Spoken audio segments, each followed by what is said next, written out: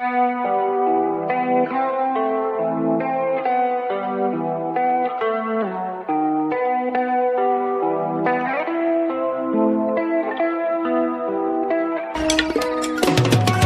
arts, karate, I bust you down like Itachi. Cause you legit me Hachi. Straight kamikaze, I'm talking to bodies as I go straight brawly. Y'all niggas could hardly be me, I'm not part of the sea. I'm part in the sea like Moses. No psychosis, I hocus pocus. I put in poems to stay focused. Ignore all the BS on my timeline, I throw a lifeline for those thinking I ain't about mine. Hit you upside your head with a tie iron. Can't be your time if it's my time. The set to be patient, I'm patiently waiting. It's driving me crazy, cause lately the odds that I'm facing is basic and basically tragically hating. Anticipating my fall, they want it all for themselves. So I make the call, no need to stall. I go and get them all off of the shelf. I take affirmative action, I'm blasting and laughing of how you reacting to my satisfaction of cashing injections and Benjis and Wilsons. The life that you always imagined. Brother from the goal, yeah.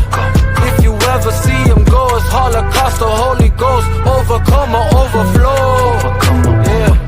Either way it's overdose. Watch you walk or comatose, penetrating to your soul, yeah. Tit for tat and toe for toe, pound for pound and blow for blow. You would never see me fold, nah. Claiming that what you don't know, that is how you get exposed. Left it there with bullet holes. Promise to leave it alone, promises all day.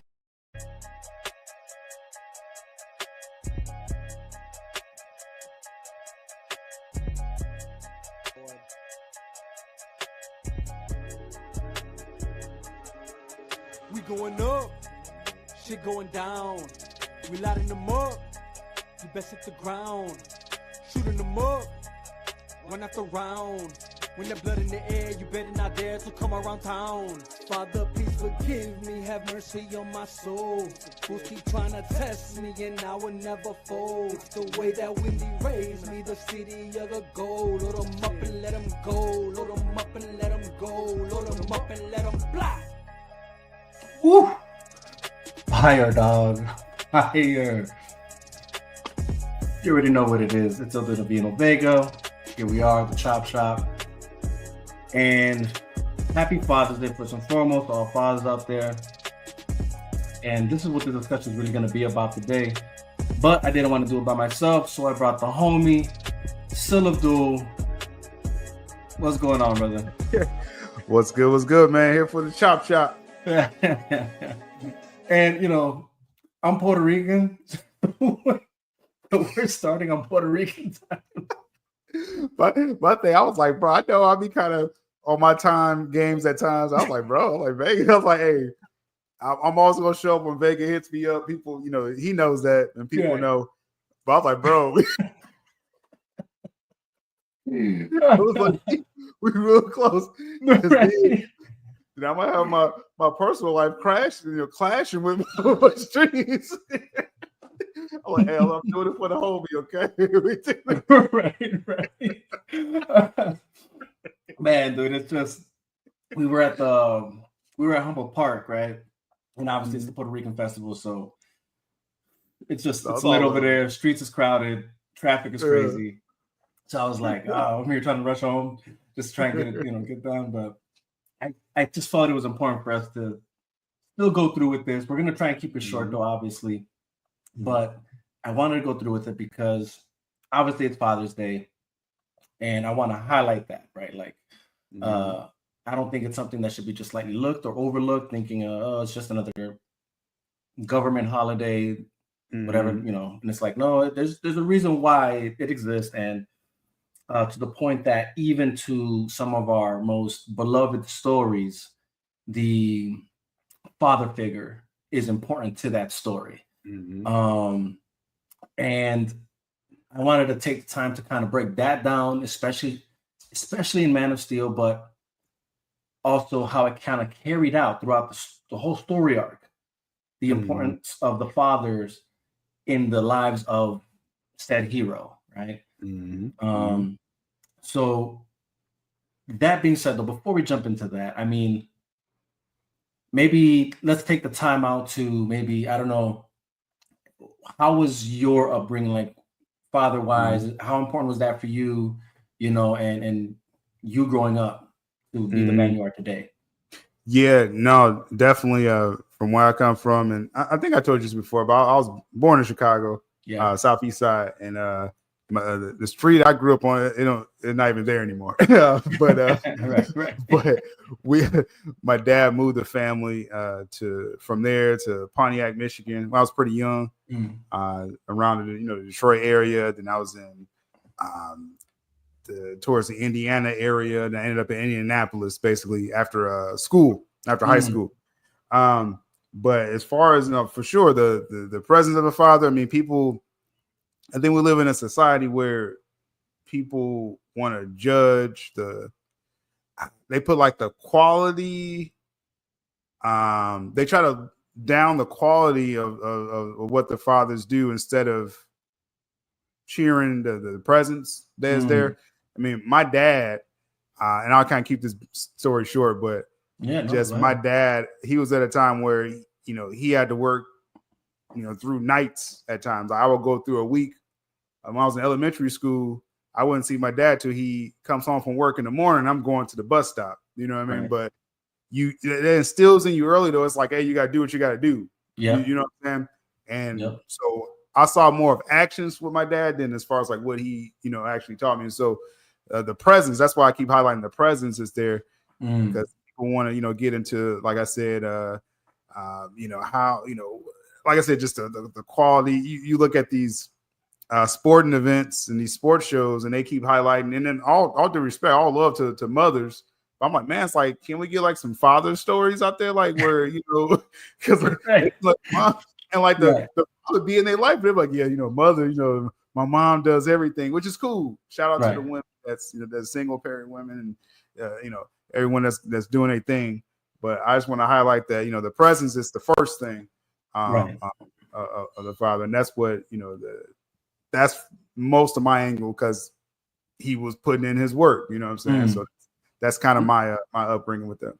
No, yeah, it's same here, bro. Like, I just remember growing up, dude. Like my father would work 2 jobs if he had to, just to hold things down, and so it's like, but even with that, right? Even with like having to work 2 jobs from time to time, and he would still find time to like try and like spend time with us, you know what I mean? Like whether it was like take us out to go see a movie, sometimes even like, or like go out to eat a pizza, something, just be present as much as you could. And even more so, I think what impacted me in that end is that, and I love my mom, obviously, like I do. Yes, it is what it is. At one point, they do split up, right? Okay. And like, I want my father, my mom, my mom, she had like, my sister and my youngest brother over her, and then it was me and my older brother. Okay. Well, I'm not sure that was, there's a lot there for them. Like, right. But just to keep it short, that's what happened.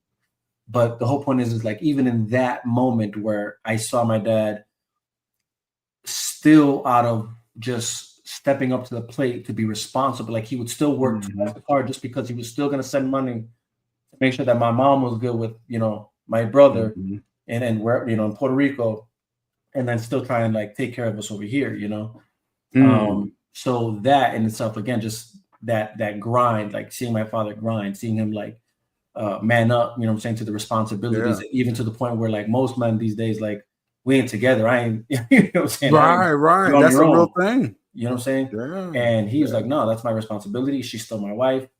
That, that's still my son, whatever. So like, dude, I'll tell you this much, like, and again, this is just to keep it a buck, but for a moment there, just because he was, and mind you, me and my brother, we were older, like we were like in our, I don't know, like 12, like around that, I was like 12, my brother 13, but my youngest brother a lot younger.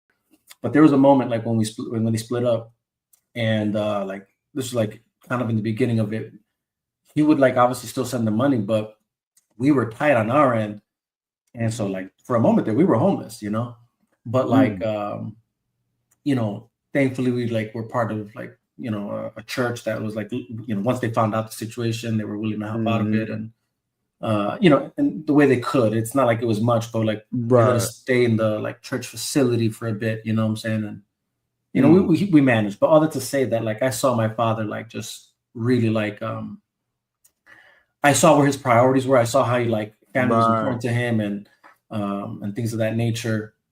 And on my end, for sure, like again, it wasn't that we spent all this time like, you know, like the way they paint this picture of like, oh, the father has to be there to like do everything, you know, with this like, and it's not to say that that's not good, like that's great, but it doesn't have to be that. Is my whole point. Like this whole like he has to be there for everything, and like shame on the fathers that don't, you know, play catch with their sons or something. You know what I'm saying? Like Right. every Sunday, whatever the case. No one knows that circumstance, right? I mean, you know, time, you know, we only get 24 hours a day, and it's like, you know, that's you're kind of hitting on the same point with me, is that, let's say, and it's probably more on the other end of your other siblings that was with your mom, where it's like, even if he wasn't there, he was still providing, you know what I'm saying? I'm kind of on that end where if I'm going like 72 hours without seeing him, but you know, we kept a roof over our head, you know, if things came up or whatever, but right.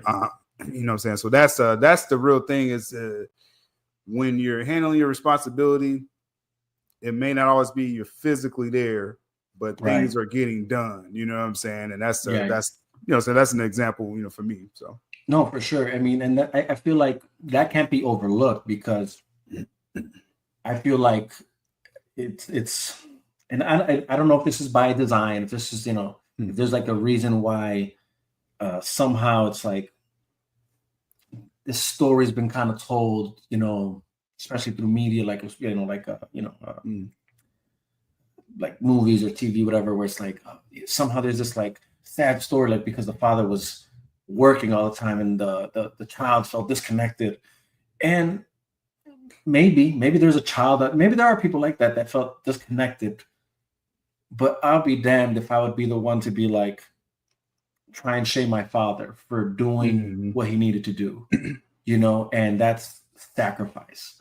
And that's like the to me, the biggest takeaway of my father is seeing a man who's willing to sacrifice so much for his family, and then adjacent to that would be God, because that he was very big, you know, man of God. Like that was his thing. And if there's one thing for sure, he went out of his way to like teach his sons or instill in us, you know, and his family really is was and that's one thing for sure. He would like that was his commitment, no matter what jobs he worked, whatever, like Sundays he needs off, because that's the time he's gonna go with his family to church. And then right after church, we're gonna go out and eat like a family. We're gonna, you know, spend time, have good, you know, whatever. Sometimes it was like after church, we'll go watch a movie, whatever. But that was his thing. And to him, that completed his life. You know what I'm saying? That was fulfillment for him. Like, you know, I'm working, providing for my family. And then Sundays, I get to go to church, spend time with my family, spend time with God, do that whole thing.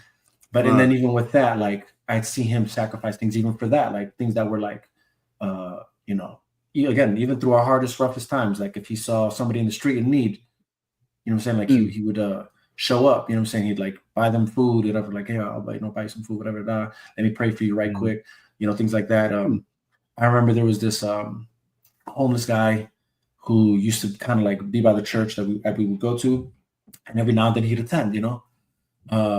But you know, everybody knew he was like the neighborhood homeless guy, you know, drinking all the time, whatever. But I remember for Father's Day, bro, my dad took this guy into the house that the church had like this, like these two homes that were to facilitate like things of this nature, like whatever. And luckily then we finally were able to like get in there and stuff.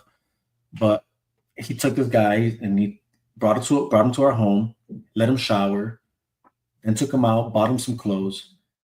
That all because he wanted him to be able to go spend time with his daughter for Father's Day.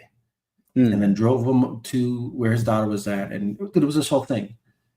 And this is my father to me. You know what I'm saying? Just again, I could, that's amazing. Yeah. You know what I mean? And I could be the kid who's like, yeah, we didn't even spend time with you.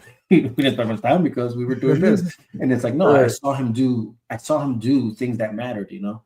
And it's that sacrifice. Again, it's a sacrifice. And the reason I'm focusing on this is because leading now to the story of Man of Steel, you know what I'm saying? And kind of how it pushes, pushes everything else forward, like how the story really goes forward is that it's these fathers that sacrifice themselves so that they can build their son up, or even protect their family, right?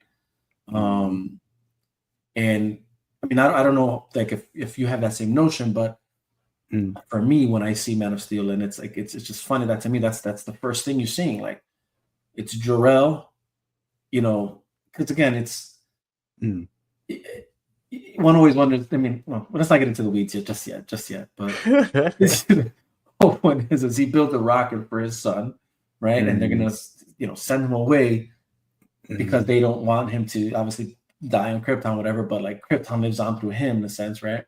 And but all that to say that there's a self-sacrifice there, right? For the sense, you know what I mean? Yeah, that's a good point. That's a good point with that with Jor-El, and like you said, that example, and kind of picking up a little bit on what you were saying as far as what your dad did, as far as for my dad, and the just real briefly with the spiritual side. My dad, he fully was aware of his own limitations, right? And so he kind of pushed me on my own spiritual journey, just to, to find my truth, you know what I mean? And for sure, not a lot of, and I say that in that way because a lot of families, and rightfully so, you grew up, the religion the family is, and things like that. Right. My dad, he encouraged me to look into all of it. You see what I'm saying? Yeah. And to find like what, where my true self is at, right? I mean, so, and that, I didn't realize that till I got older. I was like, man, like he really could have shoehorned me in one way, right? And not even, and again, it would probably have been totally fine if he would have chose for me. And so that's just one thing I wanted to throw out there with that, because again, no, that's actually good. Yeah, even if the whole the presence thing, I was, again, I felt that direction, like, okay, and then it's time to grow up. You need to go and do what you got to do. You know what I'm saying? So, so I will always appreciate that, for what he did with that. But very interesting with the Jor-El thing, because you see that with Russell Crowe, and again, a lot of this too. We know the comic versions of all this, but when you get these live action depictions, like it resonates, like seeing Russell Crowe, like being Jor-El, and he's thinking, overall really for his race of people. And then he's like, but, there's hope right here in my son. You know what I mean? It was a very, such a great opening sequence. Like I always talk about, I remember when I first saw Man of Steel, and it was really kind of like almost like an empty theater when I saw it. But I was just able to just immerse in this Krypton sequence. And that always resonated. Russell Crowe is like a man of action, but he always like, hey, my family is gonna be good. I'm gonna make sure there's some kind of hope for my family.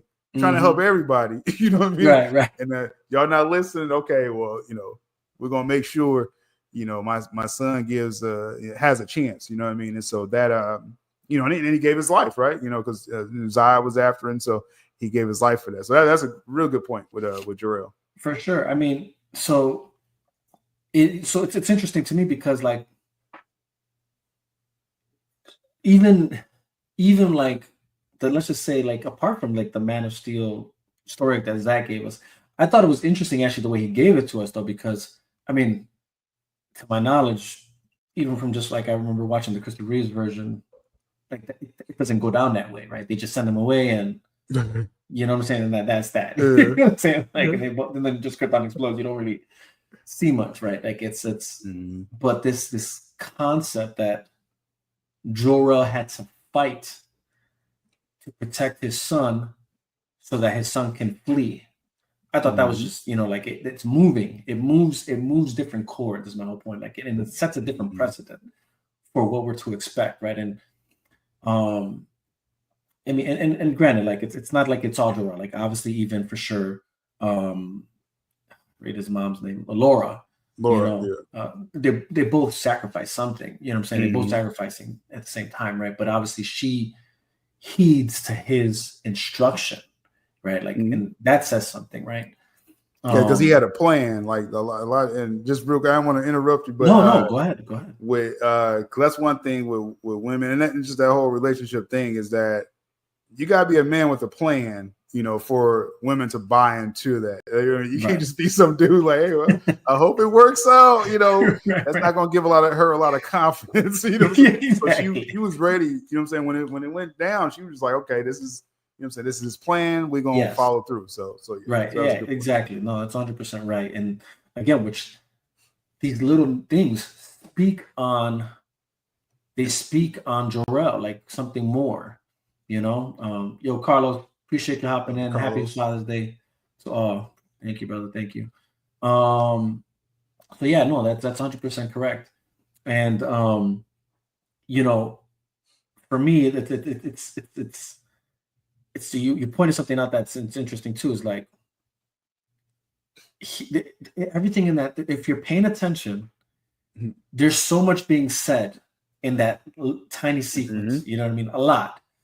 But let's just to stick with Jor-El, right? That he attempted to even, actually save his whole entire race at a certain point between the conversation he was having already with the council, right? And then even between what Zod says when he's trying to convince Jor-El why he's in the right about what he's doing, and saying that they didn't listen to you, so like here we are now, right? But see, and then even then the amazing part is that even in that moment, even though Jor-El took the Codex, put it into Kal-El, whatever, into Superman, interestingly enough, the Codex still existed in him, and there's an alternate reality, I guess, that could exist. That if Zod played his cards right, and if everything kind of played out right, there's a reality that exists there that possibly like you could have continued actually like reproducing Kryptonians, especially since they still had that whole I don't know what to call it, but like in that ship, in the scout ship, there was also, which was, that's another discussion. I don't even know how that was the case, but all that to say that he was thinking about his people too, is my whole point. Like it's, which again speaks volumes about Jor-El as a father, but also as like a man of conscience, so to speak, who clearly had, interestingly enough, that the crest of the family means hope. So hope was in his son, hope was in his people. But it's that sacrifice part that for sure always speaks volumes to me, because in the end of the day, like, or not even in the end, but like even when you continue the story, right? Like it's not just Jor-El, right? Jor-El is one father figure, I guess you could say, or actual father, but of Superman, whatever, that you see it in the first part, or in the first scene that he implements that, right? Like self-sacrifice in hopes, in hope of his son to, obviously have a future. But then fast forward, and I feel like this, it's sad that this one gets overlooked, or not even overlooked, but like slandered. Yeah. And that's, what I mean, with Jonathan Kent, exactly. Because it's like, man, come on, man. People like, still arguing over that. Still to this day, and it's so sad, because it's really the irony there of the people that do that. It's like, okay, hold on, so you're gonna slander Jonathan Kent's self-sacrifice to protect his son and his family and his people, like human beings, because that was always his consideration, right? With his talks with Clark. You slander that, and somehow we're not gonna slander, and not that it's warranted, but if you're gonna slander that, then why aren't you slandering the fact that couldn't Jor-El have built a ship that allowed him and his wife to fit on there, and they all could have been a happy family? You know what I mean? Like right. If we're going to just go into, because the thing with Zack Snyder, he Zach always brings this out where people can be too safe with storytelling, where you don't put your hero in situations where it's the split second and a choice needs to be made and you got to stand on it. And it's real interesting that Jonathan Kent. Well, I got a couple points with this. So first, okay, Jonathan Kent. What is another memorable Jonathan Kent? Now, it's sort of a rhetorical question, but I'm just throwing it out there. Now, people would probably say Smallville, right? Mm-hmm. But as far as live action Superman, Kevin Costner has the biggest imprint as far as Jonathan Kent ever. So that's one thing. This is a character that's been around for a while, and Zack Snyder, whether people want to fight over it or not, but he's the most memorable one 100%. On the big screen, right? 100%. So that's one thing. And then that image where everyone shows where he's holding his hand up, that's his father's will right there. Like that's what that picture is signals for me, where the father is like, like listen to me. You know what I've been telling you your entire life. Like, right. I'm deciding for you right now. Don't, you know what I'm saying? Do not reveal yourself right now. Right. And so you putting a young Clark in that situation. And again, I always say when I bring this up, the very next line, Clark explains why he didn't say his father. It's like in the movie. It's in the movie. It's dialogue in the movie. But then too, the whole angle of Zack Snyder putting these heroes in impossible situations at the end was odd. That choice to step in. So I just think it was like a thematic thing that Zack was doing there, where it's like you put this hero in this situation and these are the results. But sticking to the father, that's how I took that though with Jonathan Kent was, the picture everyone keeps sharing where he's holding his hand up. It's like that. Right. That's telling you a story right there where he's trained Clark to this point where he's like, I'm not going to let you cross this right now. Like, this is what I've been preparing you for. It's not time yet. Even if I have to perish, you're not going to reveal yourself right now. Right. And again, Clark says it right after that. But that's that sacrifice though that you're talking about, where if you really believe in something, if you really believe in what you've been training, your child, you're willing to sacrifice for it because, again, that's what you're believing in the best, for them, best outcome for them. No, for sure. It's that's and that to me that speaks volumes though, because it's like you said, I'm glad you actually said it because it's something that I wanted to point out. It's that what's the most memorable Jonathan Kent thing to date, whether you like it or not, that's the most highly discussed action, right? And I think for a reason, right? And it's not because everything else was correct and this one was wrong. No, it's because everything else didn't matter. This one did. In the sense, and again, not throwing shade at any other iteration of Jonathan Kent displayed, but to me, it's speaking something on a moral, idealistic, spiritual level that I think we gravitate towards in the sense of like, for those who can appreciate what the scene is giving you, again, even apart from what, honestly, you shouldn't need Clark to say what he says in the following scene. You shouldn't need that. You know what I mean? You really don't need that. But since it's there, people should be getting it. It's there. It is there. Why don't we just, you know what I mean? So it's kind of like, all right, well, here we are. But the reason why I think it's great is because, and again, I don't want to knock any other version, right? But it's just that to me, this version of Jonathan Kent, as a father to a kid who wasn't his own, right? Like, and with things that come with ramifications, right? Like, like to why he was trying so hard to protect the identity of Clark and what he really is. not who he is, but what he really is, you know. But to me, so it again, it displays a man of conscience, right? He is aware of what this could do if people find out who you are or what you are. You know, this is going to shake the foundations of our reality, of our fundamental truths, you know, which, if any, you know, which is just amazing because you go forward into the story, even in BVS, and that's the very nature of the consequences of what's happening due to the existence of Superman, right?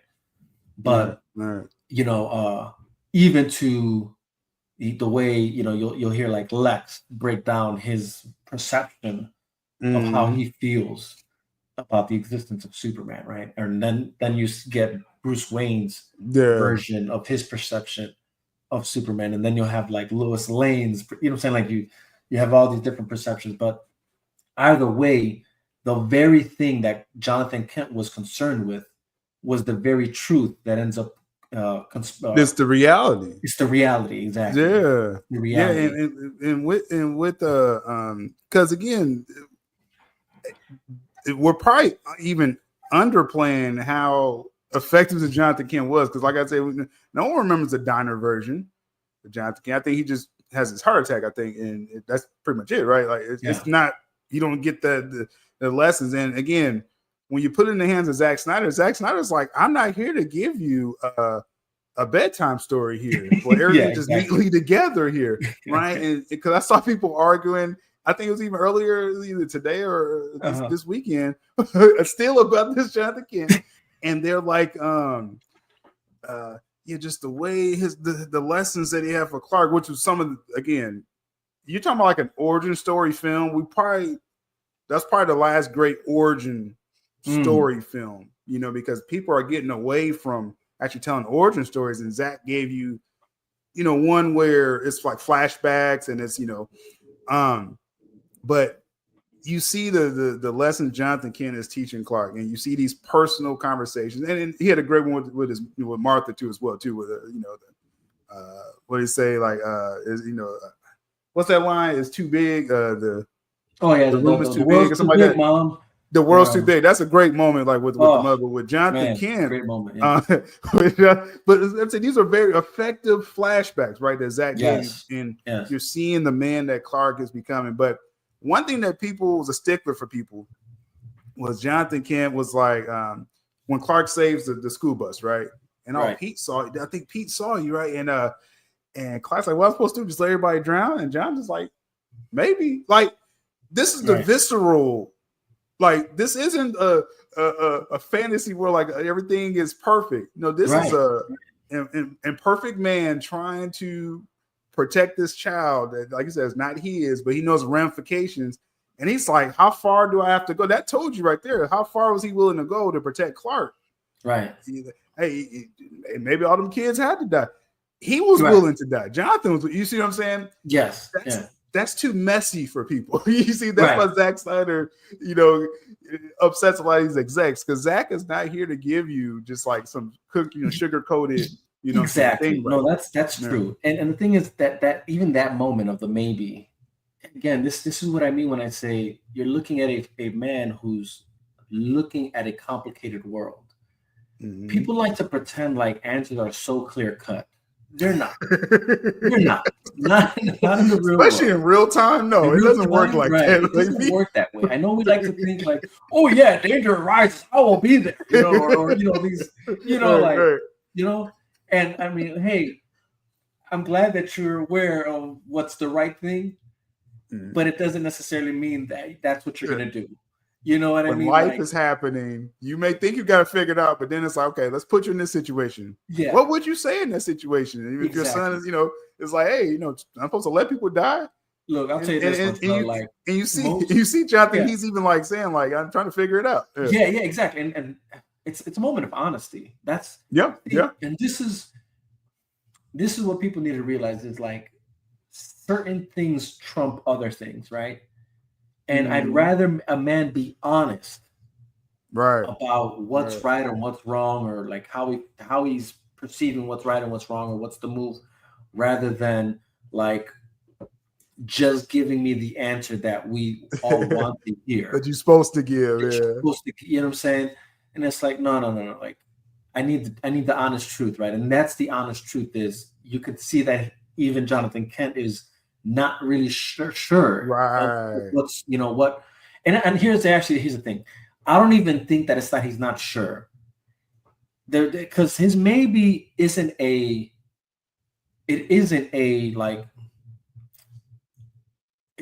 confused maybe.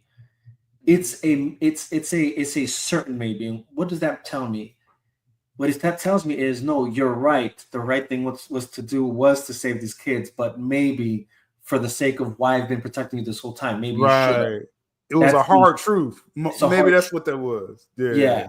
So it's not necessarily that he's not sure. No, he's sure that what Clark did was right, but he's also considering the fact that maybe though he's like, yeah, you almost gave up your identity. Your identity, and that's also dangerous. So maybe, you know what I'm saying? That's how the maybe comes across to me. It's not like some, I don't know what to do. Like it's like, no, you know that he did the right thing, but you also know what the consequences are. It's the way Kevin Costner delivered it. And that's what I mean when I was like, it was almost like, should I tell him this? You know what I mean? Like maybe, you know what I mean? It's a hard world out here, man. You know what I'm saying? He's trying to like, you know, how do you tell this child this, man? And you know, he still doesn't fully know who he is. And so that maybe delivery, like I say, unsure may not be the best word, but it was just like, how do I give this child this truth? You know what I mean? But he's not ready for this. Truth.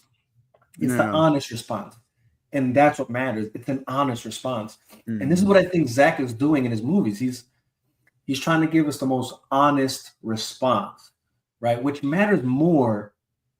It matters more than beautiful lies. You know what I'm saying?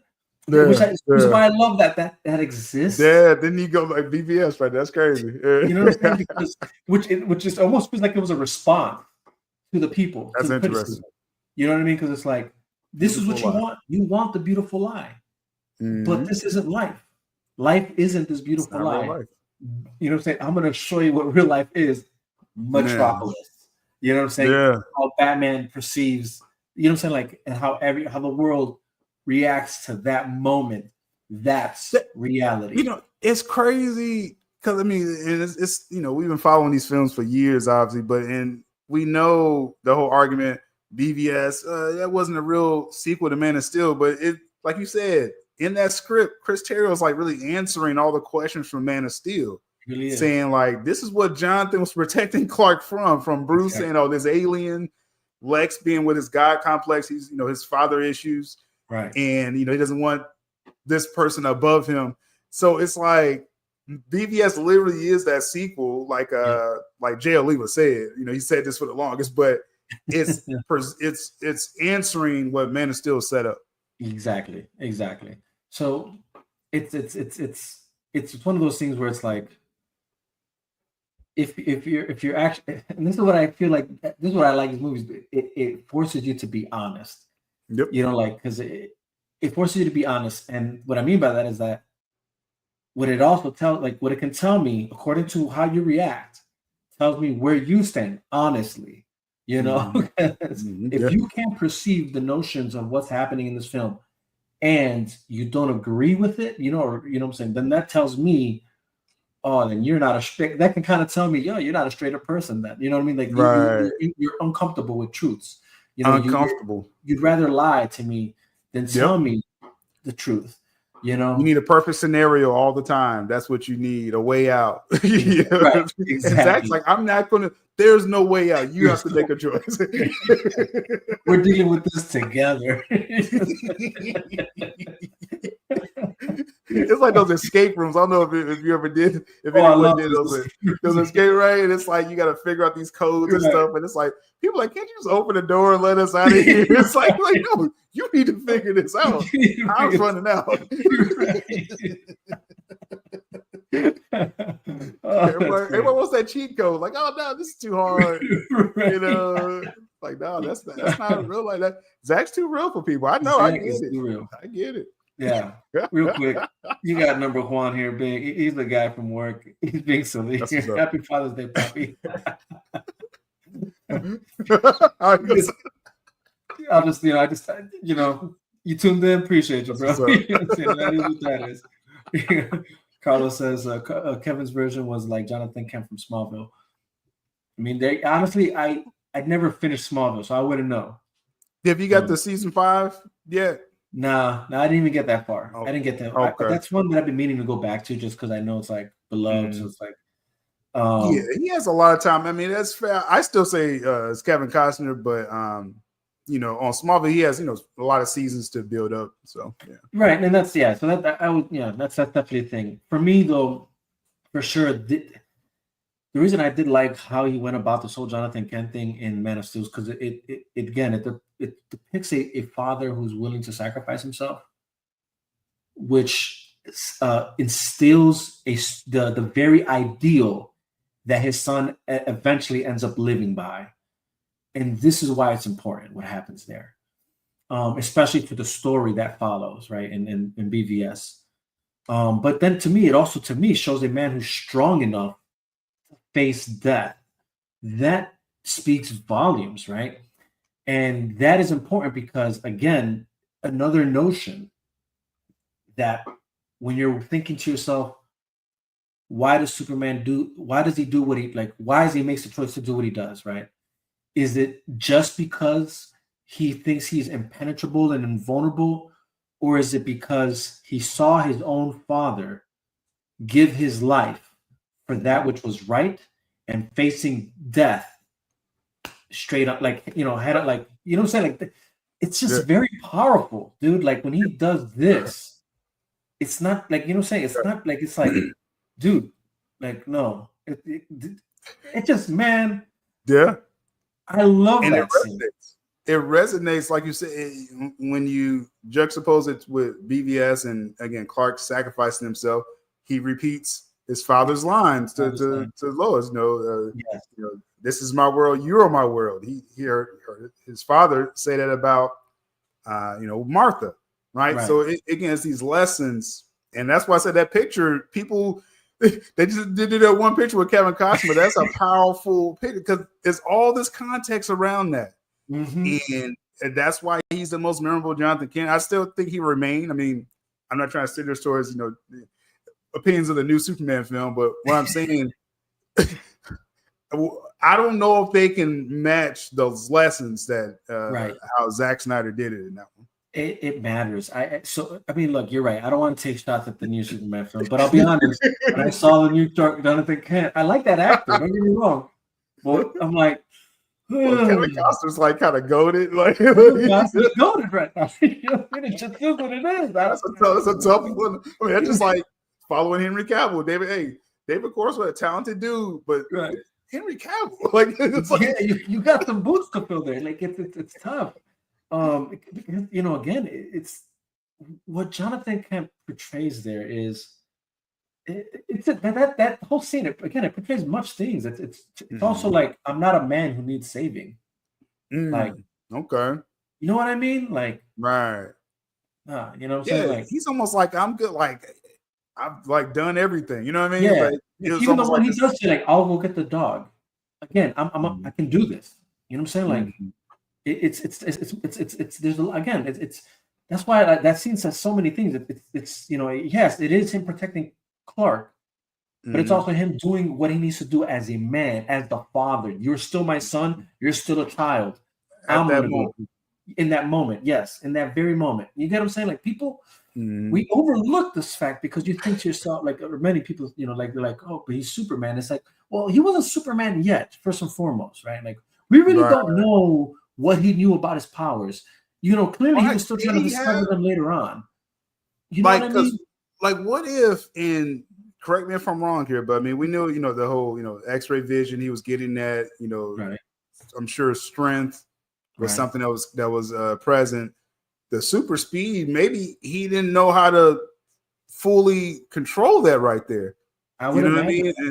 You know what I mean? So it's like, that's the way I always thought about it, to be honest with you. yeah. Because And how strong was his body really? Because like, what if Clark got caught in it? Maybe he wasn't developed yet under the sun yet to survive the tornado either. So Yeah. Jonathan was probably like, I'm saving your life right now. I don't know even where you're at. No. You're right. This is important. This is very important because this is the argument. Like, oh, he should have let Clark because he knows. Did he know though? What did he know? What did any of them know? What really Clark could do and what he could actually survive? They didn't know because they kept trying to preserve that for him. Like, yo, like we want you to just be a child. We want you to just be a kid, grow up. You know, go through the motions like the rest of us. You know, in a sense, understand what it is to be human. They did the very thing that that Jor-El wanted to happen. We wanted you to know what it would be like to be human. Right? He says that to him later on in the film. We wanted you to know like what it would be to be human. And that's the very thing that Jonathan and Martha instilled. It's like, you're gonna try, we want you to just live life like a human being. Like, and not that they knew, they didn't know, but at the same time, it's just amazing because they could only assume, right? They could only assume what his purpose was, right? Because there's that moment where he says, you know, when he reveals to him, right, following the whole maybe moment, right, where he shows him the ship and he's all like, "This is what you came in from, whatever." Other words, you're not from here. You know what I'm saying? Like, it's another way of saying you're not from here. This is not from here, whatever. Right. But he says, you know, when he says, "Can I just be your kid? You know, can I just be your son?" Whatever. And he's like, "You are my son," right? And which, again, I'll be honest. To this day, sometimes it gets me, bro. You know, that's a great, you know, water up a bit, like I said, the one with the mother, and then that one there, like we got a lot in still, man. Dude.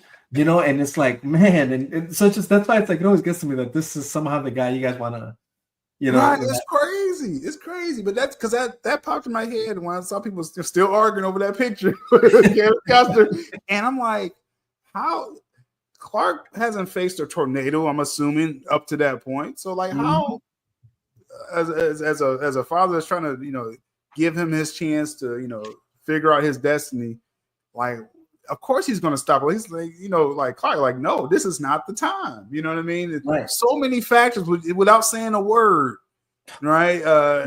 Overall, so that's crazy. Yeah, no, for sure.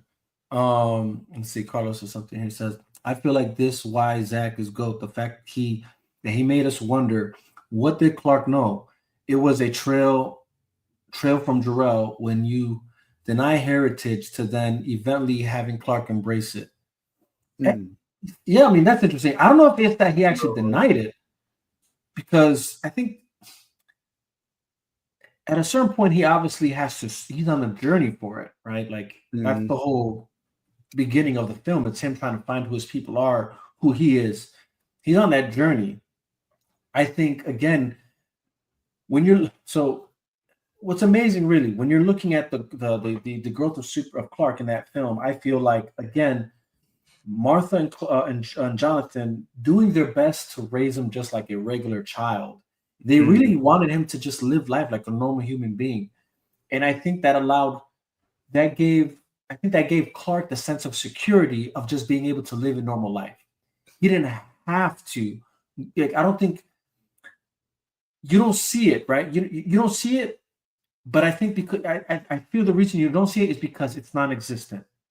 Meaning, you don't necessarily see Clark struggle with what he should or should not do throughout the whole film, really, like, or not what he should or should not do. That's not the right word. You don't see him struggling with him trying to figure out what his powers are. That's actually it. Okay. You don't see him struggling with what his powers are. They're coming to him, right?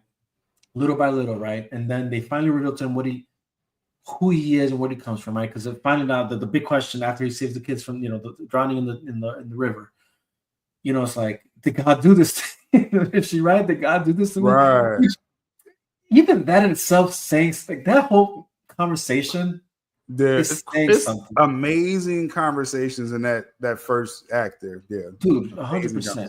Amazing conversation, because again, it's like, this is the reality. We do live in a world of spirituality, of God, you know what I'm saying, of men, you know, our relationship to God and things of that Right. nature. What's our proper place in this with world? God?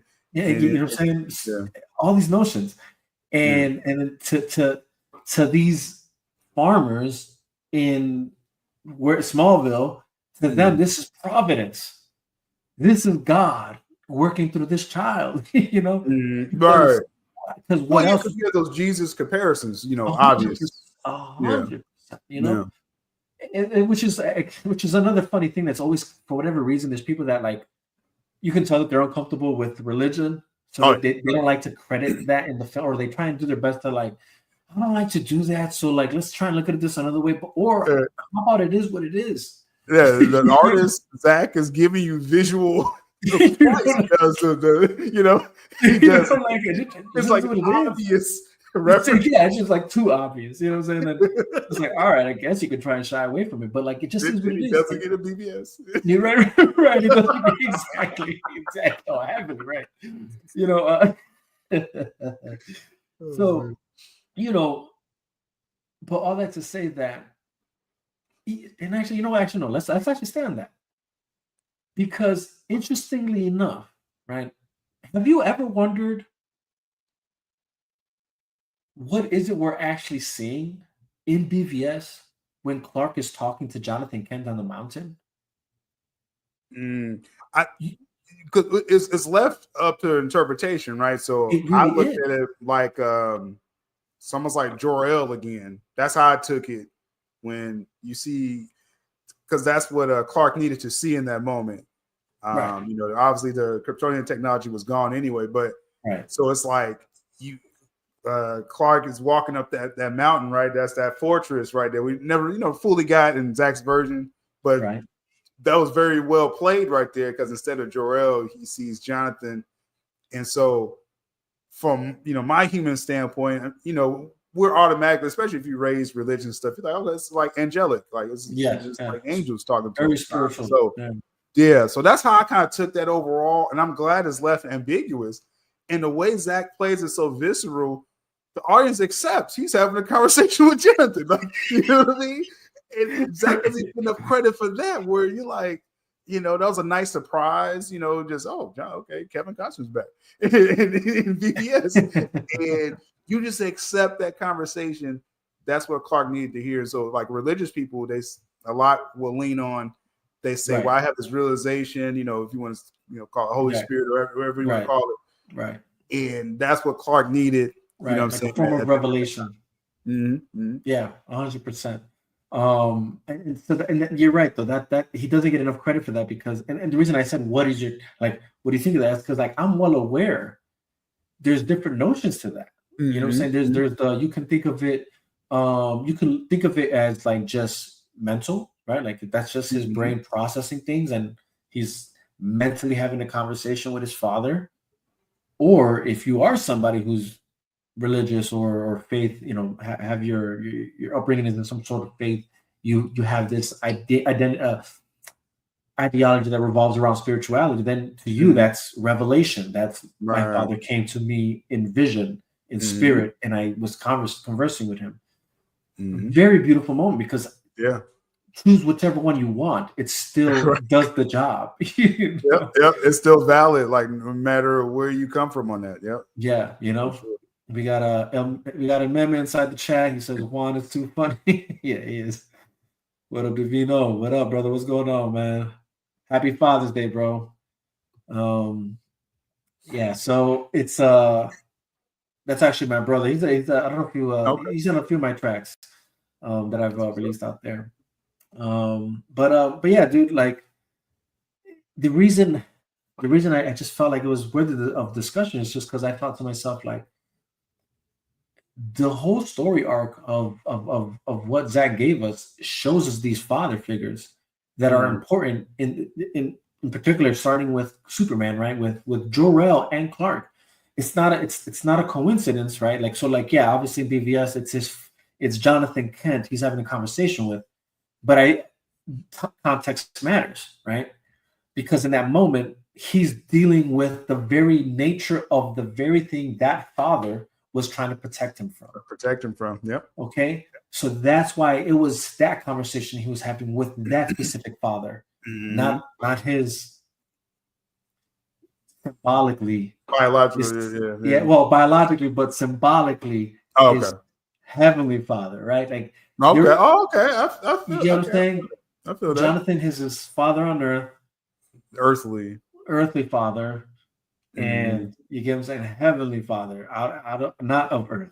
Interesting. You know, and I always thought that dynamic was an interesting way to look at this. It's because, again, it's especially Man of Steel, you see the influence of both fathers in his life, which it's not a coincidence. It's by design. Zach wants you to see this. This is what he's giving you. He has two father figures. One is not of this earth. Heavenly. One is of this earth. That's pretty deep right there. That's a deep notion right there, because like that's worth. So and look at this. I mean, but no, for sure, no. But and I'm gonna tell you what solidified this for me. Appreciate you too, bro. Appreciate you too. You're a great father. Do what you do, brother. You know, he's got 2 kids, man. They're beautiful kids. But so follow me here, bro. Jonathan, throughout the film, you see the struggle, right, of him trying to be a father on earth, like trying to mitigate, like, how are we going to handle your situation? How can I go for it? And trying to protect them on earth, whatever, all that stuff. So apart from, obviously, so there's one thing, right? In the beginning of the film, Jor-El sending Clark to Earth, you can depict that in the same way of God sending Christ to Earth. Very direct. Yeah. Very, you know what I'm saying? That's one thing. Second thing is, the one who technically gives Superman his purpose is Jor-El, not Jonathan. Which, again, I preferred that because it's more realistic. I never liked this idea of somehow these farmers knowing what their son is supposed to do. You know what I'm saying? Like, does that make sense? You know what I'm saying? Like this idea. No, it makes. I mean, people, I think, would say, well, in the diner version, you know, was it Brando playing Jor-El? Jor-El, right? Well, in a sense, when he finds the fortress, he sort of fills in, and because the same way, see, the way Zach did it with Russell Crowe, it was such a grander way that he did it, where he found that technology, and it's like it was like Providence, like you said. He's like, this is all preload, like, you know what I mean? So this is all Providence, is how I took it. Providence, yeah. And then all of a sudden, now Clark can fly now, right? You know what I'm saying? So with that, so I like I said, that's juxtaposed to, again, earthly things. You needed that, just for the sake of our conversation, that heavenly element of Jor-El, right, to give that purpose to Clark. Yeah. And then things of the earth, you know, if people think of the scriptures like this, things of earth, you know, it's on earth. That's Jonathan. That's Jonathan. That's the human, you know, part. And but it's important because, again, when you're, so it's what's amazing about this, the reason why I just like the way Zach did it is because when he finally is in that scout ship and he's finally talking to Jor-El, that's revelation.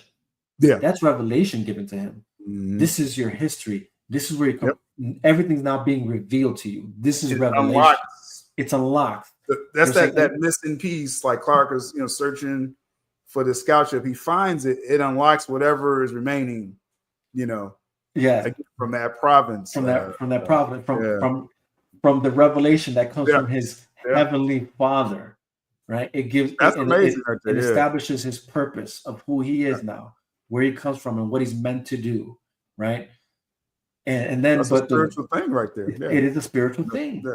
Right. But just, again, it's not too far fetched from what Zach would do, right? Because, again, there is, I believe, truths that can coincide. That, like, so for instance, like, there are things that you probably can look at scientifically, but also dive into the spiritual things, right? So, like, consciousness. It's scientifically broken down to you as that word, consciousness, but consciousness also works in the element of spirituality, right? Like, what like when you receive vision, when you receive Right. prophetic dreams of sorts, right? Like Dreams, yeah, that's what I was you thinking. know, you know what I mean? So again, it's not a coincidence that Mhm. Jor-El's loaded up consciousness, his consciousness, his Mhm. spiritual being, so to speak, right? Right. Because That's literally what it was. Yeah. you know what I mean? And it reveals to Clark what he's meant to do, where you come, what he's supposed to do, whatever. But then even after he receives his revelation, then he goes on the journey, like of like what can I do, right? And then it's a quick moment, right? Like you're seeing Right. like, okay, what can I really do, right? And you're seeing him like just first like jumping, right, taking these large leaps, which Mhm. again, I mean that's a two again, Zach being genius, that's a two-edged sword.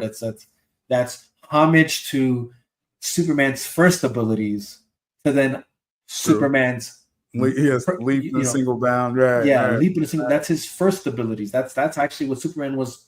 That was what he was only doing. That was his power initially. set in the beginning. That was Yeah. his power setting in the beginning, Yeah. and then flying came after.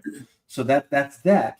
But to me, that also shows that's the journey you go on. Once you find a revelation given to you by, I guess in that scenario, your heavenly Father, Mhm. there's still the journey. It's not like that's the it. start of the hero's journey, right? Yeah, that's part of the hero's journey. Exactly. So it's not like, oh, I was told everything. I'm good to go. No, now I gotta figure Now out. you're just starting now. Now you're really, now you're really just starting it. But now I gotta figure out what I can do. Whatever. Right. So it's a beautiful moment there. So I just always thought to myself that what a great depiction of that, like where Clark has these two fathers, and it matters, and it matters because again, one reveals, one gives revelation, and one gives purpose. The other one gives foundational lessons, like teachings, like what it means to be human, what it means to have compassion, what it means, things of that nature between him and his mother. So it's not just all on Jonathan, but if I was gonna again, when you see Jonathan overall. The reason, again, it's not that he's just trying to protect Clark. I know that's the easy one. That's obvious. But it's again, if you're paying attention, he's also trying to protect mankind, right? So it's like, okay, his earthly father has compassion, not just so he has love for his son. Let's correct that. He has love for his son, but he has compassion for the world. So it's like, I love you, I want to protect you from anything that can go wrong if you reveal yourself. But then I also have compassion because I know that once you reveal yourself, that can destroy the way people live, like their understanding of things. It can really rock people's faith and fundamental faith and truths and things of that nature. Okay, and it does. And we see that play out. You see that exactly. But what's amazing about that is then going into BVS, you see Thomas Wayne, and again, I don't think this isn't like a fluke. This isn't coincidental. There's a reason why Zack Snyder, I feel, starts to film this way, and it's Thomas Wayne stepping in front of danger to protect his family, his son, his wife from danger, and sacrificing himself, which is the very reason to why Batman does what he does. You know what I'm saying? Like these notions of the coin. Yeah. You know what I mean? These notions mean something, right? And then even to the point where like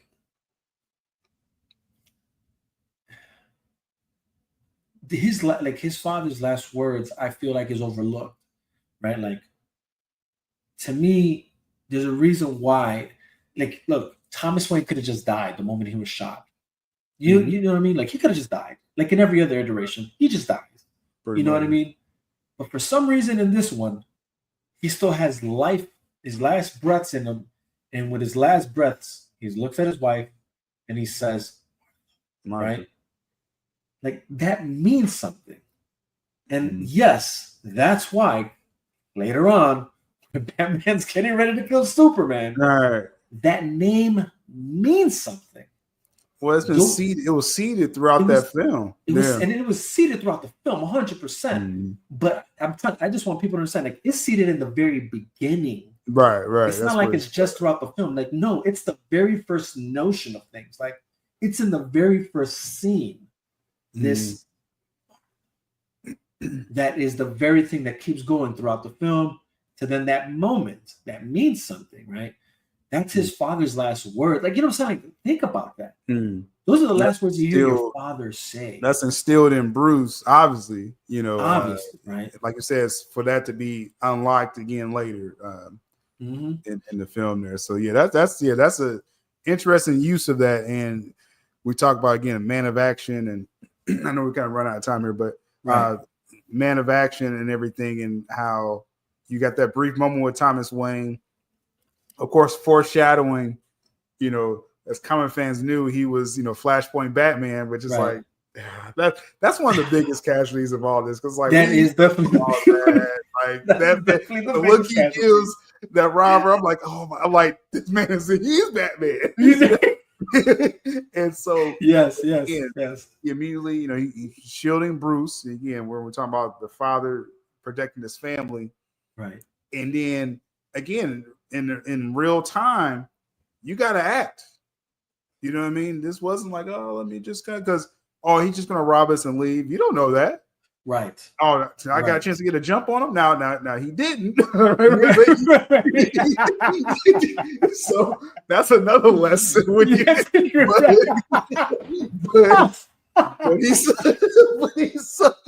saw his angle, and he was like, hey, I gotta act. You know, I gotta take it. Yeah. You know what I mean? But now the result of that act, that if you're faithful to the stories, it scares a robber off. In Zach's version, that kind of scares a robber off because Thomas, you know, jumps at him, then he just shoots. Right. The robber's scared. If you look at the, you know, when he shoots Martha, the robber's scared.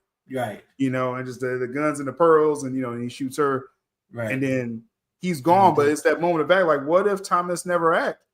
Right. The robber, like, would he just shot all of them? You know what I mean? So that's just that's wow. Actually, I never thought about that. That's interesting. Yes, no, but that's right. That's right. That's very right. Because, you know, people fail to understand, like, everything's moving in slow motion at that moment. So, you know, sometimes in your mind, like, you know, you think it's like that's how it's happening, but like, no, if everything's moving in slow motion, that means if it's actually moving in real motion, all that action is fast. Like, boom, Thomas Wayne, and then right away, you know, Martha, oh shit, boom, and then he's like, I gotta get out of here. You know what I'm saying? 100% correct. No.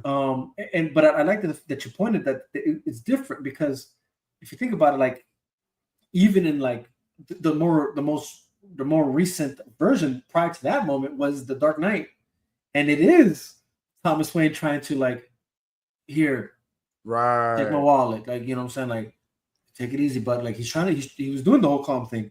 So like it really was a breath of, like, it was good that Zach approached it different. You know what I mean? Because it's like, I want to give you guys something just different. You know what I'm saying? Like, from what you got before, it's like, so you're getting this now. But again, that moment just speaks volumes. That very moment. Again, it's not much is being said. Not much is being said, but it's the actions taking place that speak volumes, right? And then it proceeds to the notion of what then Bruce Wayne, or what, you know, Batman inspires Bruce, right? You know what I'm saying? So it's like, because people could be like, oh, Thomas Wayne, he just gets shot. That's what he always does. But Zach made it, because in most stories, that's how it is. Like, just it's Thomas and Martha, like you mentioned in Nolan's version. You know, he's a good businessman, and he's, you know, providing for his family, and he's like, hey, but you know, he's giving back to the community. Yeah, like, building the train. All this, you know, you don't have to. Here's the money. Right. You know, boom, shot. It's like, what did Bruce learn from that? I mean, you know, and it's not. No. But that's right. Dirt on the classic. But you're pointing out something that's right. Zach gave you, like, okay, I got to take action here, and that's left an indelible mark on Bruce. You know, and now again, you know, we see how. It's too bad we don't see the early days. That would have been amazing to see Batfleck early days. But you see how far Bruce goes with that. But again, it's about action.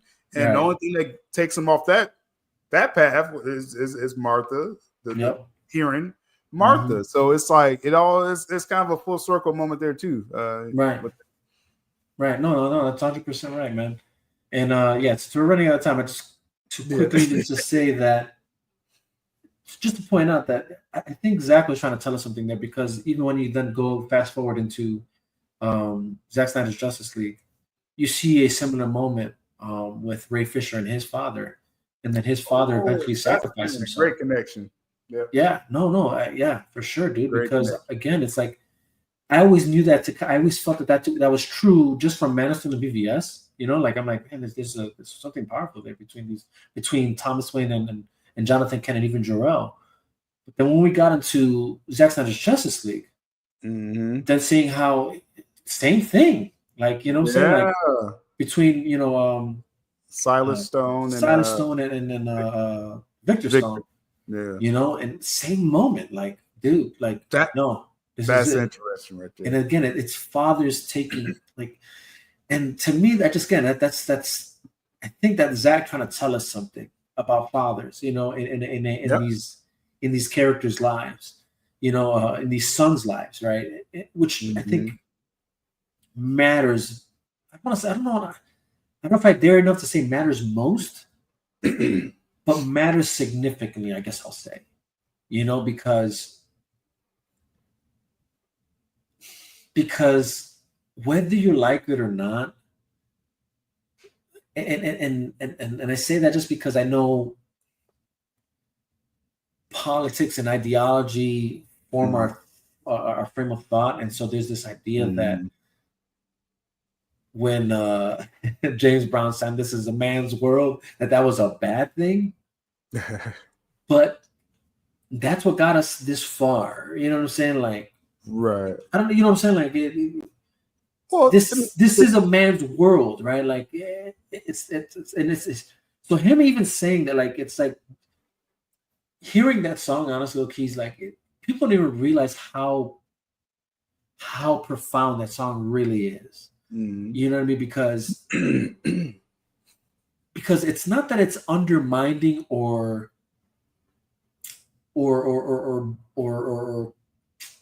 hiding the fact that women obviously exist. That's not what it's doing. It's a lyric in the song. Right. It wouldn't mean nothing. Exactly. So, but that said, like, this is a man's world, you know, because in the end of the day, it's most men that take action in these scenarios. And kudos to the women that would, I guess. Yeah. You know what I'm saying? Kudos to the women that would and that do. Right. But these are the moments like these call on men to stand up to the occasion, right? And and if you don't have a father to teach you that, to give you that, then woe to us, like, then, you know what I'm saying? Like, then the world is really in a dangerous place when you don't have men that are willing to stand up to the occasion. And it's on many different levels. You know what I'm saying? From just like on providing, you know, protecting, you know, defending, sacrificing, loving. When you don't have that coming from a father figure, you know, apart from your father, then it leads to dangerous times. You know what I mean? And one can argue maybe we are in these dangerous times. You know, who knows? But again, when I saw that in every film of his, that's what he was giving us. That's interesting. You know, that's interesting. That on that angle, you mentioned, because it's three different versions of that father story. And as Zach always said, you know, Cyborg was the heart of the Snyder Cut. So we saw that play out. And then you see that father arc where he's providing, but he's not there, right? He wasn't there to, in a sense, protect. I mean, the lack of a better term, but he wasn't there to protect, you know, the mother and his son. But then you see that, and it sparks something in Silas, where he has Victor in the hospital, and then, you know, just a fourth of him survived that accident, right? Yep. But he's determined, whatever I got to do, To you save know what my I'm saying? son. Yeah. And he goes as far as with the technology, and then Yep. you see that resentment with Victor, but then you see that moment where, again, the father knew he messed up most of his life with his son. He's like, Mhm. no, and that's the thing. People have the different revelations, or however you want to call it. Yep.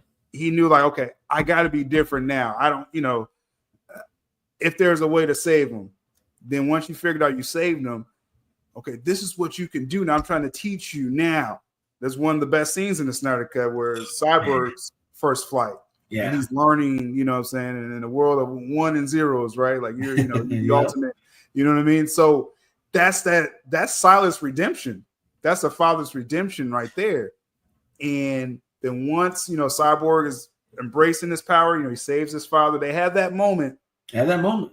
You had to have that moment right there as a storyteller, because again, it's time for sacrifice now. Silas has to sacrifice himself. No, so it's interesting because that story's again, not talked about enough. Yeah. Yeah, no, 100%, 100%. But like again, that tape recording, there's a reason why he says, at first I'm going to speak to you as a scientist. And he breaks down the like what your powers can do, what you're able to do, whatever.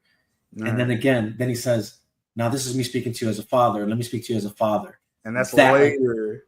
He hears it later, right? You know what I'm saying? That's a man. Heavy. That's a wild story arc right there, man. Like, bro, I'm telling you, dude. And then, so it's interesting enough, like you said, that he said that's the heart of the film. That Victor's the heart of the film, which evidently, right? But then what's amazing is this is the moment when then Clark resurrects. This is his resurrection arc, right? And then, but when he's on that scout ship, right, and he's walking down the hallway with all the different suits, whatever, it's both of his fathers talking to him. Yeah. Right? It's his heavenly father and his earthly father. Boom, boom, boom. Just this barrage of like, saying everything that culminates to why you are Superman. Yeah, it was like you need both, like the two fathers. You need both of those, for a complete. This is completely Superman now. Yeah. Right. Yeah. So, and that makes that moment. I didn't think it was a way. A lot of us learned about the film in advance, and we knew some of the story and stuff. And I was just like, how can you make that powerful again? Like after the first fight, Man of Steel. Like, how did Zach even was able to make that still another moment? Yeah. To recreate that, but it's again with both voices, right? I was with that, man. Insane. Yeah, no, it is, man. So again, it's like I just looking at those films, I'm like, I think Zach was really trying to say something about. And again, it's not saying that's the only thing he's saying. I'm not saying that, so don't misunderstand me. There's a lot. Thematically, though, that's a thread through. That's a thread that exists throughout all films so far. Three films so far. It's the role of these fathers, self-sacrifice for what, right? And then what does it? What's the product of that self-sacrifice, right? Selfless acts that you take, right? Anyways, so I just felt it was important to highlight, what I'm saying, just because it's it's Father's Day, what I'm saying, and what better day to highlight these things and reflect on this, because it's saying something, and I think Zach was trying to tell us something. And look, I don't want to make it seem like it's all about Zack Snyder. I'm just saying that, interesting enough, in these films, that's what today it is, though. Today it is about Zack Snyder. Take that. I mean, there's plenty of films that do a good job of giving you father figures. You know what I'm saying? Like, in fact, I'll be honest. I was just watching Terminator, and I was kind of like shocked that was part of the conversation in that first film. I was like, oh snap! Like she's no, not even the first film. I think it was the second film. I'm sorry, the second film, where Sarah Connor, right? Yeah. She's talking about how her son needs a father figure, and instead of it being Reese, now it's this robot. You know what I'm saying? And I thought that was like interesting too. I'm like, wow, like interesting that that's a part of the discussion. You know what I'm saying? Like that they felt the need to discuss that. I forget what the character's name is in the film, but John Connor, like that he also needed a father. You know, so just there's plenty of good fathers out there. Even TV shows that give you some of the greatest father figures you could ask for. But I think Zach just was, again, you're talking about 3 movies, big movies, big IP, big characters, and somehow this is the highlight of every one of those. Like, you know what I'm saying? Like, so I was like, standouts for sure. It stands out. You know what I'm saying? And I think, like that being said, it's like it is important that we have fathers here that are present, that are willing to stand up to the occasion, show out, do your best to protect, to provide, and to sacrifice. I think that is important. There is something important about that lesson, like it's and it can come from anyone for sure. Like, what I'm saying? Like, because the best outcome is if we find a way to be selfless, right?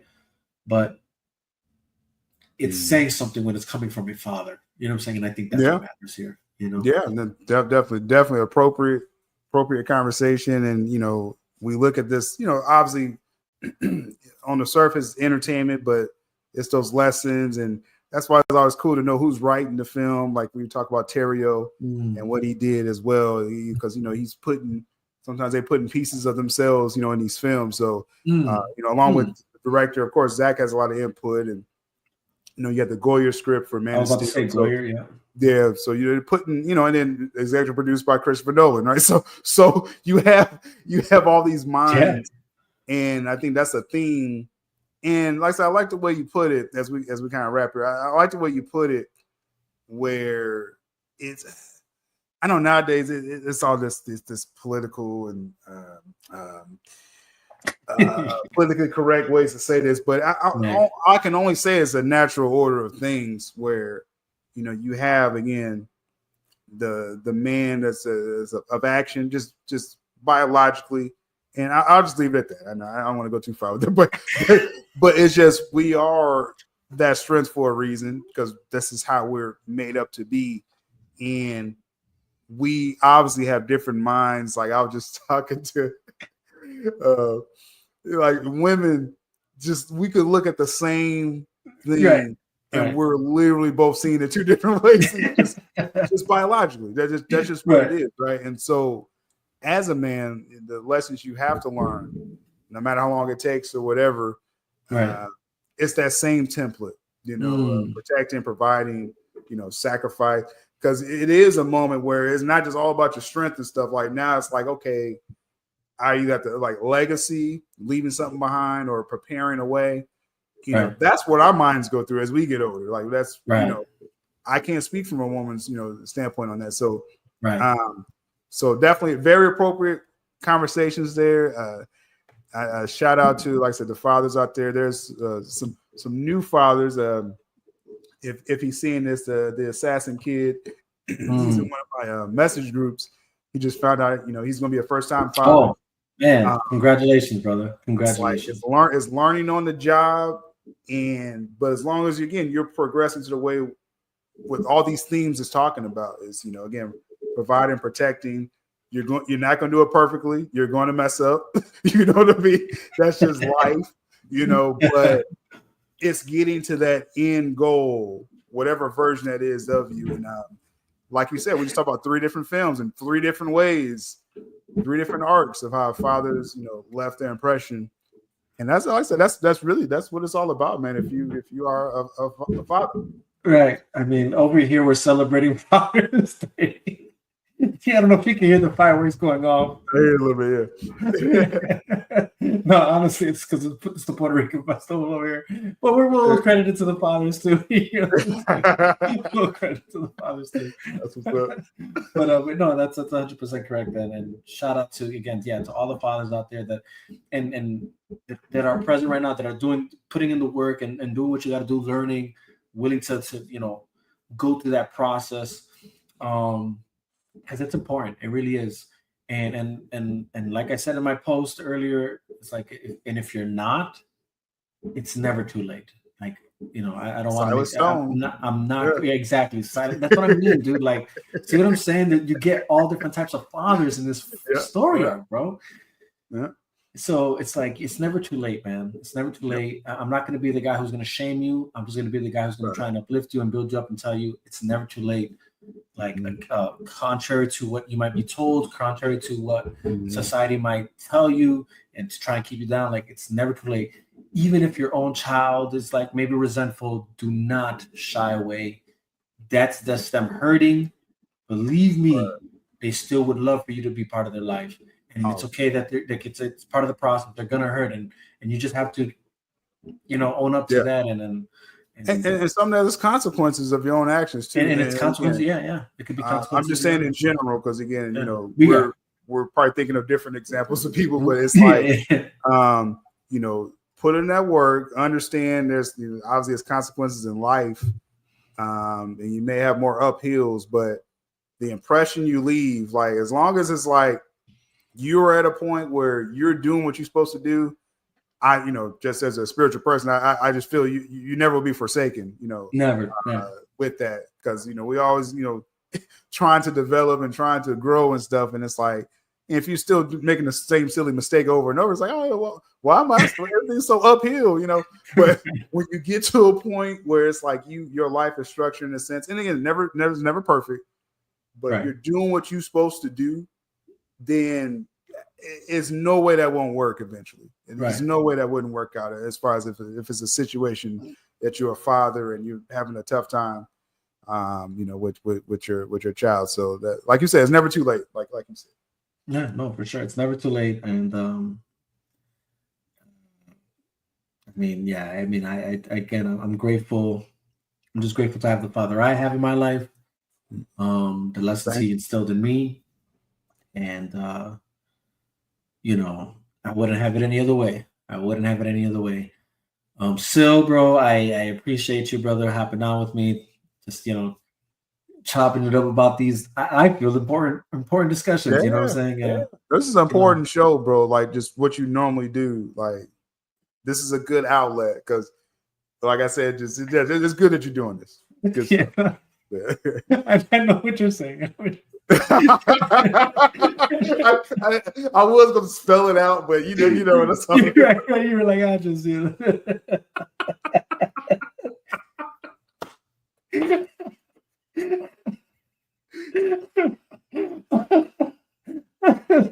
Oh, that's funny you caught that. That's funny. Yeah,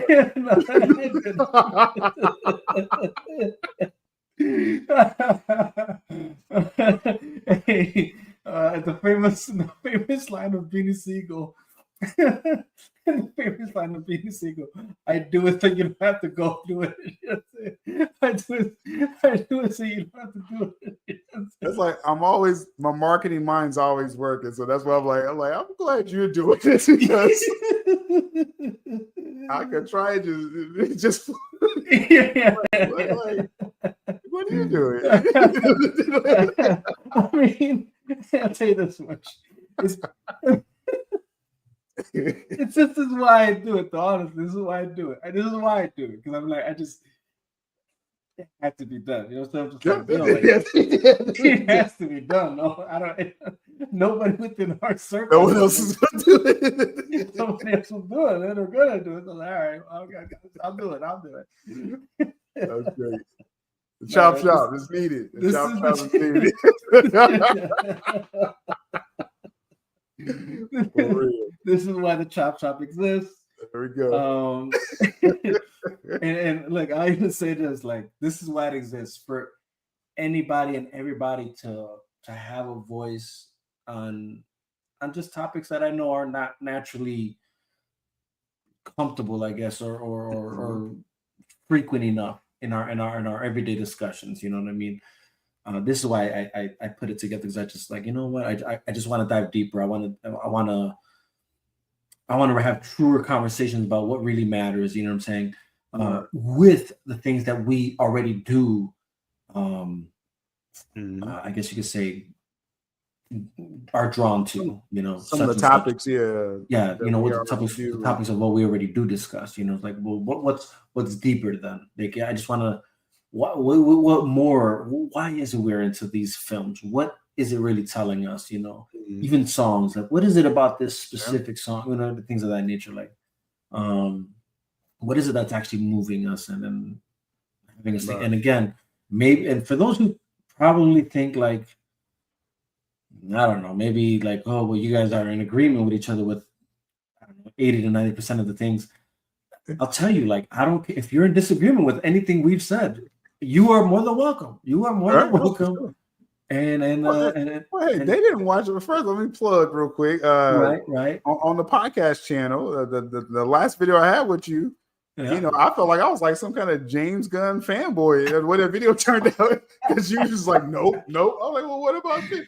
So we do disagree on takes sometimes. No, we definitely do. That's why I said 80% of the time, because there's still like 20 where we don't. And I'm glad it played out like that, because I did another video like that with someone else, and I was like, more like devil's advocate style, but sometimes that plays out because it's like, okay, where does this lead? But anyway, I prefer those conversations. Like, I just had Carlos on here, and even Millennial Mike I had on here, and again, Mike. Shout out to Mike. Shout out to Mike, bro. Honestly, he is like preloaded to disagree with you. yeah. It could be anything. It could be anything, and he just finds other things like this. Yeah. I love that guy. Oh, man, did you really think about that? Yeah. Shout out to Millennial Mike. Shout out to Millennial Mike, bro.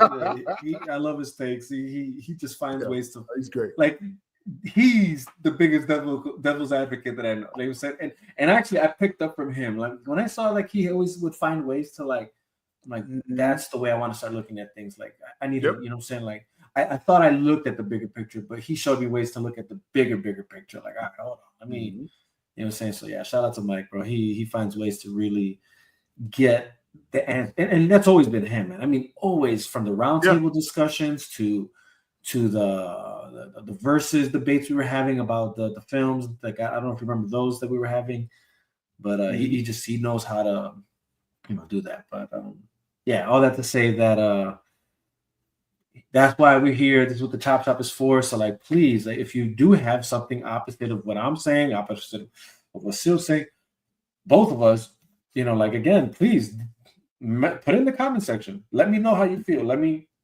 know what you're thinking, and I will more than be happy to have you on for us to have a true and honest discussion about the very thing. You know what I'm saying? So, like, if you love Superman, if you love the Superman film coming out, you know what I'm saying? Maybe you're a stronger advocate than Sil. Maybe you're a stronger advocate than Sil. I ain't gonna say nothing else, man. I ain't gonna say nothing else. I'm just gonna let you close. You're a stronger advocate than Sil. Just know you're welcome. I'm having a good time now. So I'm like, but trust me, if you were to come on here, I'm gonna treat you with respect. I'm not gonna clown. Like, this isn't what I do here. This is not at all what I do here. I give the very respect that people give me. And that's how I go about things. I feel respect goes a far way. And then, so yeah, whatever. If you disagree with me on Superman, if you disagree with me on faith, if that's a discussion, we can have that discussion. If you disagree with me on politics, we can have that discussion. You just disagree with me on anything, we can have that discussion. Just know that. This is why I created the Chop Shop. I don't mind what's the word I'm looking for? Not contradiction, but I don't mind opposite ideology. There you go. That's the word. That would be the word. I do not mind opposing opinions. It's more than welcome. We can have that discussion. I mean, and more of that is needed. People I think are afraid of the poll. And again, we do got close. I don't want to introduce too much, but that's what I kind of learned growing up with religion and politics. Now it's like a form of religion in my eyes. Yeah.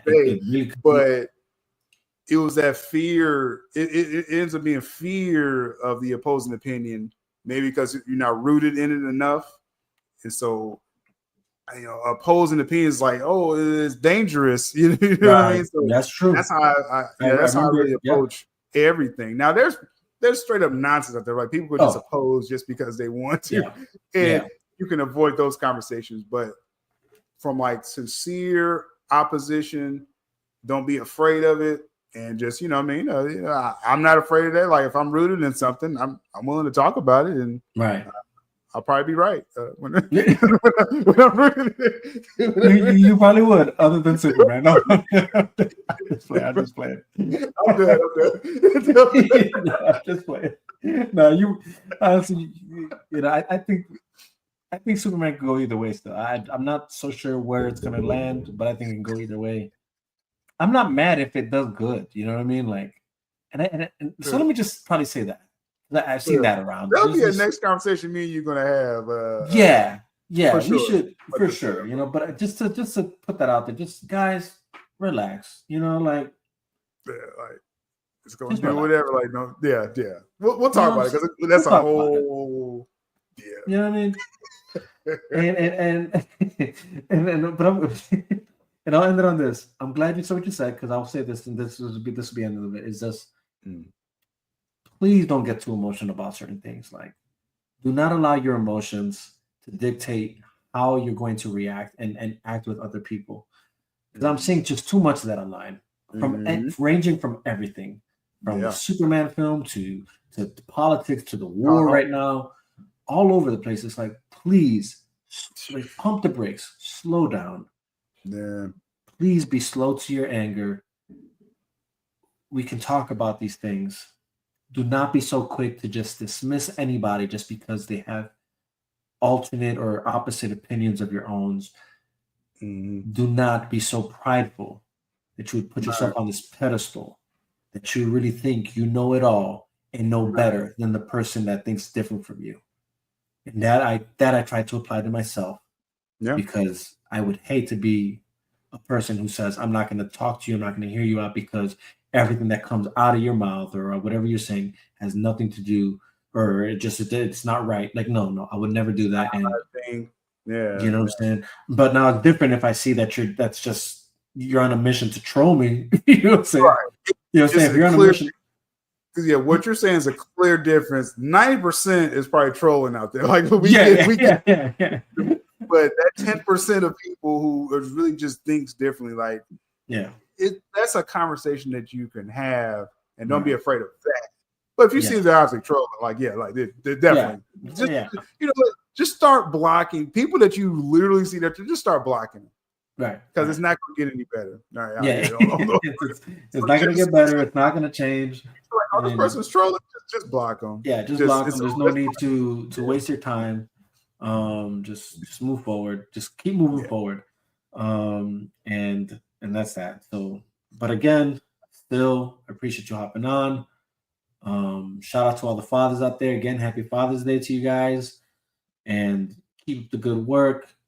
Start the good work. Whichever one you fall in, just do that. Move forward. God bless. Much love to everyone who tuned in. Appreciate y'all. Until next time, we out. It's the Chop Shop. Nation. Still Nation. Let's go.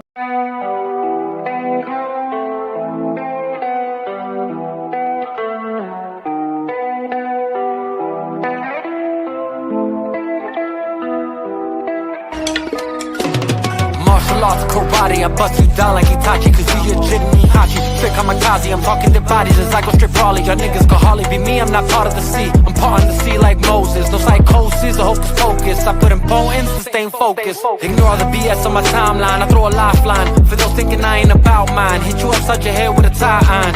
Can't be your time if it's my time. The set to be patient, I'm patiently waiting. It's driving me crazy, cause lately the odds that I'm facing is basic and basically tragically hating. Anticipating my fall, they want it all for themselves. So I make the call, no need to stall. I go and get them all off of the shelf. I take affirmative action, I'm blasting and laughing of how you're reacting to my satisfaction of cashing injections and Benjis and Wilsons. The life that you always imagined. Brother from the goal, yeah. If you ever see him go, it's Holocaust or Holy Ghost. Overcome or overflow, yeah. Either way it's overdose. Watch